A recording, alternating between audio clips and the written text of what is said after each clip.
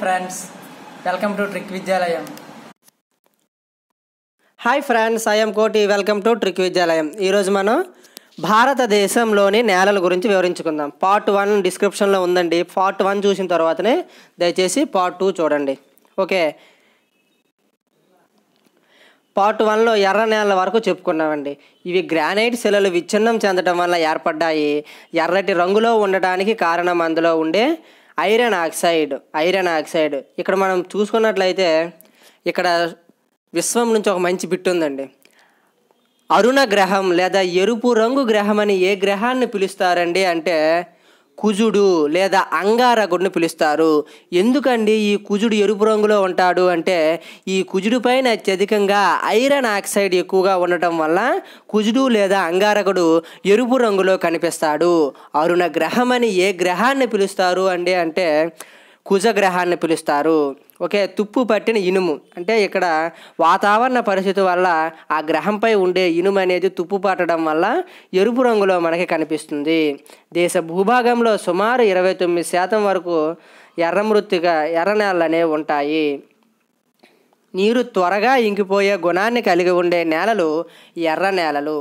తరువాత లాటరైట్ నేలలు అనగానే మీకు కేరళ గుర్తుకు రావాలండి. ఎందుకంటే లాటరైట్ నేలలు ఎక్కువగా ఉండే రాష్ట్రం ఏది అంటే కేరళ.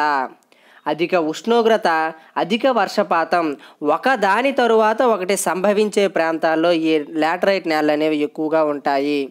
అధిక ఉష్ణోగ్రత ఇప్పుడు మనం చూసుకున్నట్లయితే ఇక్కడ అధిక ఉష్ణోగ్రత, కేరళలో అధిక ఉష్ణోగ్రత ఉంటుందా ఉండదండి? ఉంటుంది. ఎందుకంటే ఇది భూమధ్య రేఖకు దగ్గరగా ఉంది కాబట్టి కేరళలో ఉష్ణోగ్రత అనేది అధికంగా ఉంటుంది. అధిక వర్షపాతం ఉంటుందా ఉండదండి? ఉంటుంది. ఎలా చెప్పగలమండి అంటే భారతదేశంలో నైరుతి ఋతుపవనాలు మొట్టమొదటిసారిగా ఎక్కడ ప్రవేశిస్తాయండి? కేరళలో ప్రవేశిస్తాయి. కాబట్టి ఇక్కడ అధిక వర్షపాతం ఉంటుంది. అంతేకాకుండా ఇక్కడ పశ్చిమ కనుమలు అనేవి అడ్డంగా ఉండటం వల్ల ఇక్కడ పర్వతీయ వర్షపాతం రకానికి చెందినటువంటి వర్షపాతం అధికంగా కురుస్తుంది. ఓకే, అధిక ఉష్ణోగ్రత, అధిక వర్షపాతం ఒకదాని తరువాత ఒకటి సంభవించే ప్రాంతాల్లో ఈ లాటరైట్ నేలలు అనేవి ఏర్పడ్డాయి. లాటరైట్ అనే లాటిన్ భాషా పదానికి లాటిన్ ఈ పదానికి అర్థం ఏంటంటే బ్రిక్ అంటే మీరు తెలిసే ఉంటుందండి. ఇదిగోండి ఇక్కడ లాటరైట్ నేలలతో చేసినటువంటి బ్రిక్స్ అండి. ఇవి బ్రిక్స్. మనం కేరళ చూసుకున్నట్లయితే కేరళలో ఇల్లు దేంతో స్లాబ్ అనేది ఎక్కువగా ఉండదండి, సిమెంట్తో ఎక్కువగా తయారు చేయరు. వాళ్ళు పెంకుల ఇల్లును వాడుతారు. పెంకులతో చేసినటువంటి ఇల్లును ఎక్కువగా వాడుతారు. ఎందుకండి అంత ఎక్కువగా వాడుతారు? కారణం ఏంటండి అంటే ఈ కేరళలో అత్యధికంగా లాటరైట్ నేలలు ఎక్కువగా ఉండటం వల్ల ఆ మట్టితో ఈ బ్రిక్స్ తయారు చేయడం జరుగుతుంది, పెంకులు తయారు చేయడం జరుగుతుంది. అందువల్ల కేరళలో ఎక్కువగా అటువంటి నాగరికత అనేది ఉంటుంది. ఇదిగోండి ఇక్కడ మీరు గమనించినట్లయితే ఇవన్నీ కూడా లాటరైట్ మట్టితో ఏర్పాటు చేసినవే ఈ పెంకులు. ఇక్కడ మనం కేరళలో ఏ సినిమా చూసినా కూడా ఇటువంటి మనకి వ్యూ అనేది కనబడుతుంది. ఓకే, కాబట్టి లాటరైట్ అనే పదానికి అర్థం బ్రిక్. ఈ నేలలు తడిసినప్పుడు మెత్తగా ఉండి ఎండినప్పుడు గట్టిగా తయారవుతాయి. ఎండినప్పుడు ఎలా తయారవుతాయండి? గట్టిగా తయారవుతాయి. అందువల్లనే వీటిని ఇంటి పెంకులుగా కూడా ఉపయోగించడం జరుగుతుంది. అందుకే ఈ లాటరైట్ నేలల్నే బ్రిక్ సాయిల్ అని కూడా పిలుస్తారు. పర్వత శిఖర భాగాలు, పీఠభూమి ప్రాంతాల్లో ఇవి ఎక్కువగా ఏర్పడతాయి.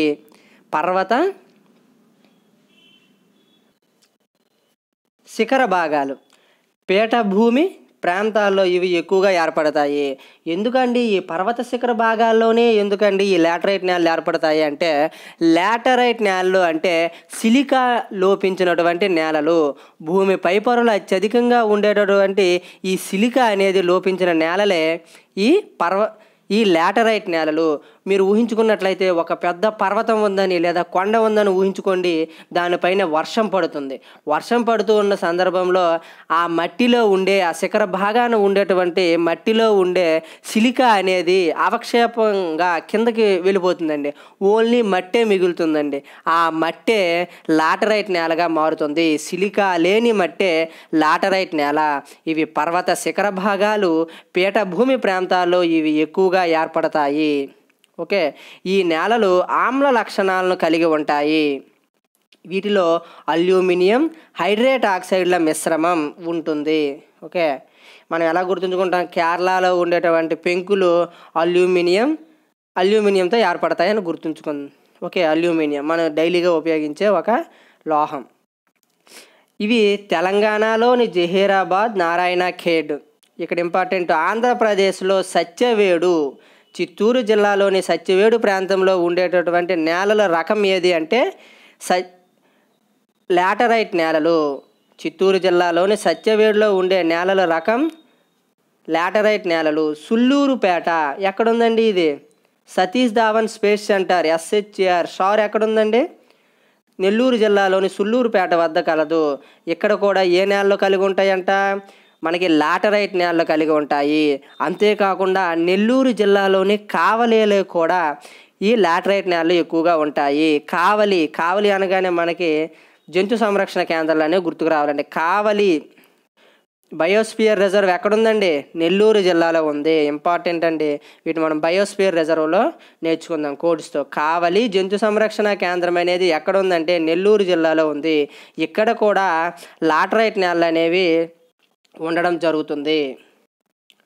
అస్సోం, మేఘాలయ, ఒరిస్సా మొదలగు రాష్ట్రాల్లో కొండ ప్రాంతాల్లో ఇవి ఎక్కువగా కనిపిస్తాయి. ఓకే, ఇప్పుడు అస్సాంలో ఉంటాయో, అస్సాంలో కొండలు అధికంగా ఉంటాయి. మేఘాలయలో కూడా గారు, కాశీ, జయంతియా ఇవన్నీ కూడా మేఘాలయలో గల కొండలే కదండి.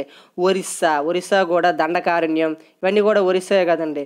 ఈ కొండ ప్రాంతాల్లో ఇవి ఎక్కువగా కనిపిస్తాయి. ముందే చెప్పుకున్న కొండ ప్రాంతంలో వర్షం పడితే ఆ శిఖర భాగం లేదా కొండ ప్రాంతంలో ఉండేటువంటి సిలికా అనేది కిందకు చేరి ఓన్లీ మట్టే మిగులుతుంది. ఆ మట్టే లాటరైట్. దాని నుంచే మనం బ్రిక్స్ తయారు చేయడం జరుగుతుంది. ఈ నేలల్లో లభించే ముఖ్యమైనటువంటి ఖనిజం బాక్సైట్. ఏంటండి? ఈ నేలల్లో లభించే ముఖ్య ఖనిజం బాక్సైట్. మరి బాక్సైట్ ఉత్పత్తిలో ప్రథమ స్థానం కలిగినటువంటి ప్రాంతాలు ఏంటండి అంటే ఒరిస్సాలోని కోరాపుట్, కలహండి అనే ప్రాంతాలు బాక్సైట్ అనేది అత్యధికంగా లభిస్తుంది. అంతేకాకుండా కర్ణాటకలోని చిత్రదుర్గ, బెల్గాంలో కూడా బాక్సైట్ నిల్వలు అనేవి అధికంగా ఉంటాయి. మరి ఆంధ్రప్రదేశ్లో విశాఖపట్నం జిల్లాలో బాక్సైట్ నిల్వలు అనేవి అత్యధికంగా ఉంటాయి. ఆంధ్రప్రదేశ్లో బాక్సైట్ నిల్వలు అత్యధికంగా కలిగినటువంటి జిల్లా ఏది అంటే విశాఖపట్నం. ఎందుకండి?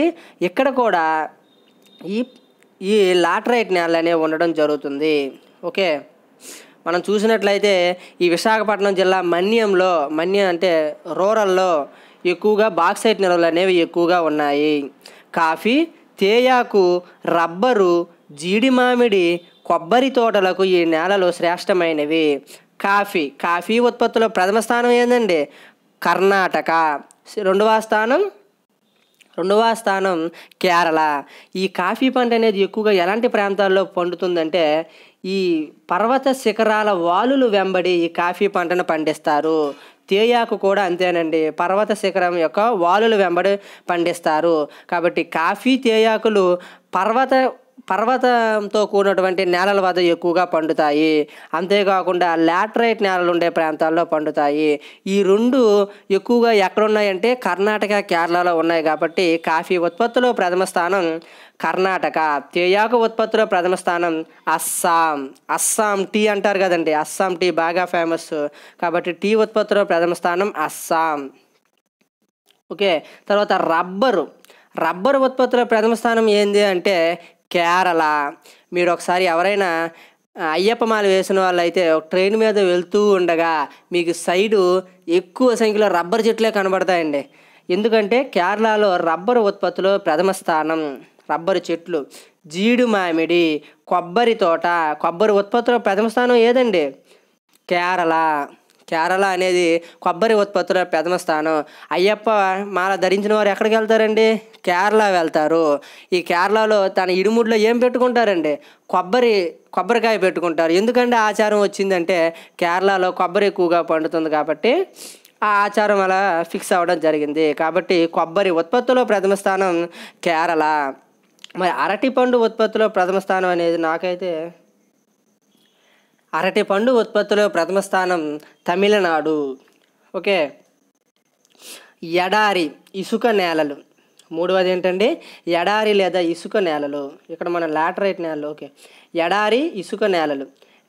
ఈ నేలల్లో నత్రజని, హ్యూమస్ అనేవి లోపించటం లేదా తక్కువగాను, పాస్పేట్ పదార్థాలు అనేవి సమృద్ధిగాను ఉంటాయి. ఈ ఎడారి నేలల్లో సమృద్ధిగా ఉండేటటువంటి పదార్థం ఏది అంటే పాస్పేట్. ఎడారిలో ఎక్కువగా ఏముంటుందండి? ఎడారిలో పాస్పేట్ అనేది ఎక్కువగా ఉంటుంది. నీటి నిల్వ చేసుకునే సామర్థ్యం అనేది అతి తక్కువ. ఎలాగో మనకు తెలిసిందే, ఎందుకంటే ఇసుకలో నీరు వేస్తే ఏమవుతుందండి? మళ్ళీ బయటకు వచ్చేయడం జరుగుతుంది. నీటిని నిల్వ చేసుకునే సామర్థ్యం తక్కువ. నీటిని నిల్వ చేసుకునే సామర్థ్యం అతి ఎక్కువగా కలిగినటువంటి నేలలు ఏవండి? నల్లరేగడి నేలలు. రాజస్థాన్, పశ్చిమ ప్రాంతం వంటి కొన్ని చోట్ల ఈ నేలలు అధికం. వీటి గురించి చెప్పాల్సిన అవసరం లేదు, ఎందుకంటే మీకు ఇది తెలిసిందే. లవణీయ నేలలు లేదా క్షార మృత్తిక నేలలు. లవణము sodium chloride, NaCl, okay, magnesium chloride, ఇవన్నీ కూడా లవణాలే కదండి. ఉప్పుగా ఉండేటటువంటివి లవణాలుగా మనం చెప్పుకోవడం జరుగుతుంది. ఈ లవణీయ నేలలు సారవంతమైనవి కాదు. ఈ లవణీయ నేలలు అనేవి సారవంతమైనవి కావు. వీటిని రే లేదా కల్లార్ లేదా ఓసర నేలలు అంటారు. కల్లార్ అనే నేలల్నే ఈ విధంగా కూడా పిలుస్తారు. ఏ లవణీయత నేలలు, బి లాటరైట్ నేలలు, ఇలా ఇవ్వడం జరుగుతుంది. కాబట్టి కల్లార్ లేదా లవణీయత నేలలు లేదా రే నేలలు లేదా ఓసర నేలలు అని వీటిని పిలుస్తారు. కళ్ళు నుంచి ఏమొస్తుందండి? కళ్ళు నుంచి నీరు వస్తుంది. ఇవి ఎలా ఉంటాయి? ఉప్పగా ఉంటుంది. కాబట్టి కల్లార్ అనేది లవణీయత నేలలను గుర్తుంచుకోండి. ఓకే. ఓసర నేలలు. సోడియం, కాల్షియం, మెగ్నీషియంల వల్ల ఈ నేలలు లవణ క్షార లక్షణాలను కలిగి ఉంటాయి. సోడియం అనేది లవణమా కాదండి? NaCl, సోడియం క్లోరైడ్, ఉప్పు. సోడియం అనేది ఒక లవణం. మెగ్నీషియం కూడా ఒక లవణమేనండి. ఎలా చెప్పగలరండి అంటే సముద్రపు నీటిలో అత్యధికంగా ఉండే లవణం ఏంటండి? Sodium chloride. ఎంత శాతం ఉంటుందండి? 70% ఉంటుంది. సోడియం క్లోరైడ్ అనేది 70% ఉంటుంది. MgCl మెగ్నీషియం క్లోరైడ్ అనేది 10% ఉంటుంది. వీటిని జాగ్రత్తగా గుర్తుంచుకోండి. సముద్రపు నీటిలో సోడియం క్లోరైడ్ 70% ఉంటుంది. మెగ్నీషియం క్లోరైడ్ అనేది 10% ఉంటుంది. ఈ రెండు లవణాలే కదండి. సముద్రపు నీరు ఉప్పుగానే ఉంటుంది కదండి. కాబట్టి ఇక్కడ మనం మెగ్నీషియం అనేది లవణమే. కాల్షియం కూడా ఒక రకమైనటువంటి లవణము. ఇవి పంజాబ్, ఉత్తరప్రదేశ్, రాజస్థాన్, బీహార్లో ఉంటాయి. తరువాత పర్వత నేలలు లేదా అటవీ నేలలు. దేశంలో పర్వత వాలుల వెంబడి విస్తరించి ఉండే నేలలనే పర్వత నేలలు అంటారు. ఇగోండి, ఇవన్నీ కూడా పర్వత నేలలుగా మనం చెప్పుకోవచ్చు. అడవుల్లోని ఆకులు, మొక్కల నుంచి తయారైనటువంటి సేంద్రియ పదార్థాలతో ఈ నేలలు నిండి ఉంటాయి. ఓకే. పర్వత నేలలు అంటే అక్కడ నుంచి వచ్చినటువంటి కళేబరాలు మరియు అడవి యొక్క ఆకులు, కుళ్ళిపోయినటువంటి దొంగలు, ఇవన్నీ కూడా మంచి సారవంతాన్ని కలిగి ఉంటాయండి. వీటిలో హ్యూమస్ అనేది ఎక్కువ. హ్యూమస్ అంటే చెప్పాం కదండి ఇంతకుముందే. ఈ నేలలు పోర్ట్ జోల్ రకానికి చెందినవి. మీరు ఎలా గుర్తుంచుకుంటారంటే పోడు వ్యవసాయం ఎక్కడ చేస్తారండి? పర్వతాల ప్రాంతంలోనే చేస్తారు. కాబట్టి పోర్ట్ జోల్ రకానికి చెందినటువంటి నేలలు ఏవి అంటే పర్వతీయ నేలలను గుర్తుంచుకోండి. ఓకే. పోడు వ్యవసాయం, పోర్ట్ జోల్ని పోడుగా గుర్తుంచుకోండి. ఓకే. మీనింగ్ఫుల్గా చెప్పాలంటే PODZOL, పోర్ట్ జోల్ అంటే ఇంగ్లీష్లో అర్థం ఏంటంటే, తెలుగులో అర్థం ఏంటంటే బూడిద వంటి ఉపరితల పొరను కలిగి ఉన్నటువంటి ఒక పండని ఆమ్ల నేలనే పోర్ట్ జోల్ నేల అంటారు. ఇంకొకసారి, బూడిద వంటి ఉపరితల పొరను కలిగి ఉన్న ఒక పండని ఆమ్ల నేలనే పోర్జోల్ నేల అంటారు. అంటే ఇందులో ఖనిజాలు అనేవి ఉండవు. ఓకే, అదే ఈ పోర్జోల్ రకానికి చెందినటువంటి నేల, PODZOL. మీరైతే సింపుల్గా పోడు వ్యవసాయం అని గుర్తుంచుకోండి. పోడు వ్యవసాయం పర్వతం పైన చేస్తాం కదండి. అక్కడ ఉండేటువంటి చెట్లను నరకవేసి వాటిని వర్షాకాలం ముందు నరికేస్తారు. నరికేసిన తర్వాత వర్షానికి బాగా కుళ్ళి మంచి సారవంతంగా మారుతుంది. ఈ విధానాన్ని మనం 5th క్లాస్ టెక్స్ట్ బుక్లో క్లియర్గా చదువుకోవచ్చు. ఈ నేలల్లో కాఫీ, తేయాకు, ఉష్ణమండల ఫలాలు, సుగంధ ద్రవ్యాలు పండుతాయి. ఓకే, కాఫీ, తేయాకు మీరు చాలా సినిమాల్లో చూసుంటారండి. ఈ వ్యూని, ఇదే కాఫీ పంట. కాఫీ పంట ఎక్కడ పండిస్తున్నారండి? ఇదిగోండి, ఇది పర్వత వాలు అండి. ఈ పర్వత వాలు ప్రాంతాల్లోనే ఈ కాఫీ పంట పండిస్తారు. ఇక్కడ మీరు చూసినట్లయితే వీరు నడుస్తున్న ప్రాంతం అంతా కూడా కొంచెం బురదతో కూడినటువంటి నేల అండి. ఎందుకంటే ఇది లాటరైట్ నేలకు చెందింది. ఓకే, పర్వత వాలుల వెంబడి ఈ కాఫీ మరియు తేయాకు పంట పండించడం జరుగుతుంది. మీరు ఆకాశం అంతా అనే మూవీ చూసినట్లయితే ఆ సినిమా అంతా కూడా డార్జిలింగ్లో ఉంటుంది. అది కాఫీ పంట ఎక్కువగా ఉండే ప్రాంతం అండి. ఓకే, అయితే కాఫీ, తేయాకు వంటి పంటలు ఎక్కువగా ఈ పర్వత నేలలు లేదా అటవీ నేలల్లో పెరుగుతాయి. సుగంధ ద్రవ్యాలు అనేవి ఎక్కడ? పర్వతీయ నేలల్లోనే పండుతాయంట. ఎలా చెప్పగలమండి అంటే, భారతదేశంలోనికి మొట్టమొదట వచ్చిన విదేశీ వ్యక్తి ఎవరండి? Vasco da Gama. పోర్చుగీసు నావికుడు వాస్కోడి గామా వచ్చాడు. ఎందుకండి? సుగంధ ద్రవ్యాల కోసం భారతదేశానికి రావడం జరిగింది. ఎక్కడికి వచ్చాడండి? కేరళకు వచ్చాడు. కేరళకు రావడం జరిగింది. కాబట్టి సుగంధ ద్రవ్యాలు అత్యధికంగా ఉండే రాష్ట్రం ఏది అంటే కేరళ. ఎందుకంటే ఇక్కడ పశ్చిమ కనుమలు అనేవి అత్యధికంగా ఉంటాయి. కాబట్టి పర్వతీయ ప్రాంతంలో ఈ సుగంధ ద్రవ్యాలు అనేవి అధికంగా పండడం జరుగుతుంది. కాబట్టి స్పైస్ గార్డెన్ ఆఫ్ ఇండియా అని దేన్ని అంటారు అంటే కేరళ అని పిలవడం జరుగుతుంది. స్పైస్ అంటే సుగంధాలు కదండి. కాబట్టి సుగంధ ద్రవ్యాలు ఎక్కువగా కేరళలో లభిస్తాయి. ఇక్కడ కూడా పర్వతీయ నేలలు అనేవి ఉండడం జరుగుతుంది. తరువాత సేంద్రియ నేలలు ఏంటండి? సేంద్రియ నేలలు, వీటినే పీట్ సాయిల్స్ అని అంటారు. జీవ సంబంధిత మృత్తికలను కూడా పిలవడం జరుగుతుంది. ఇది ఏంటంటే ఒండ్రు మృత్తిక నేలలు ఇంకా ఎక్కువగా బురదగా మారిపోయింది అనుకోండి, దాన్నే సేంద్రియ నేల అంటారు. మన పరిభాషలో చెప్పుకోవాలంటే ఊబి అంటారు కదండి, ఊబి. ఆ ఊబి ఏ నేలలు అంటే ఈ సేంద్రియ నేల లేదా పీట్ నేలలండి. ఓకే, ఇవి తేమ బురదతో కూడినటువంటి నేలలు, అందువల్ల వ్యవసాయానికి నిరుపయోగం.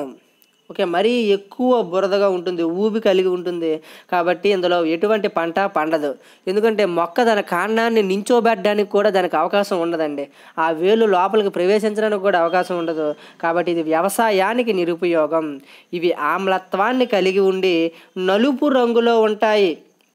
ఓకే, సేంద్రియ నేలలు ఏ రంగులో ఉంటాయి అంటే నలుపు రంగులో ఉంటాయి. దేశంలో ఇవి ఎక్కువగా కేరళలోని అలెప్పి, కొట్టాయం జిల్లాల్లో విస్తరించి ఉంది. తమిళనాడు తీర ప్రాంతం, గంగా మైదానంలోని గెరాయి ప్రాంతంలో విస్తరించి ఉన్నాయి. ఓకే, కేరళ ప్రాంతంలోని అలెప్పి మరియు కొట్టాయం. అలెప్పి అనగానే మనకి ఎక్కడ ఉంటుందంటే ఈ ప్రాంతంలో ఉంటుందండి. అంటే సముద్ర తీర ప్రాంతాల్లో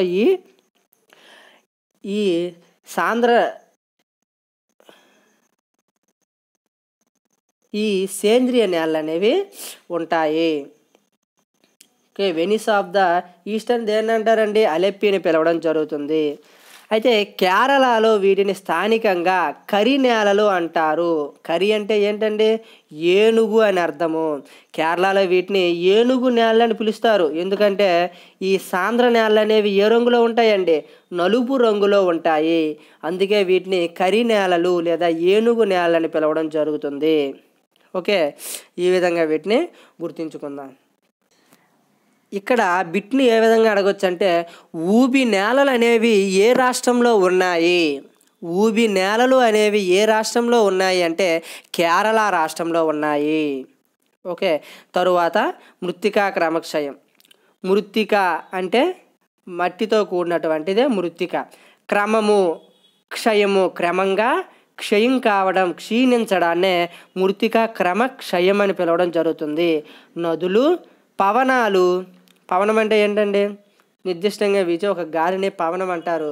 నదులు, పవనాలు శీతోష్ణ పరిస్థితులు వంటి సహజ కారణాల వల్ల మెత్తటి సారవంతమైన పైపొర కొట్టుకుపోవడాన్నే మృత్తికా క్రమక్షయము అని పిలవడం జరుగుతుంది.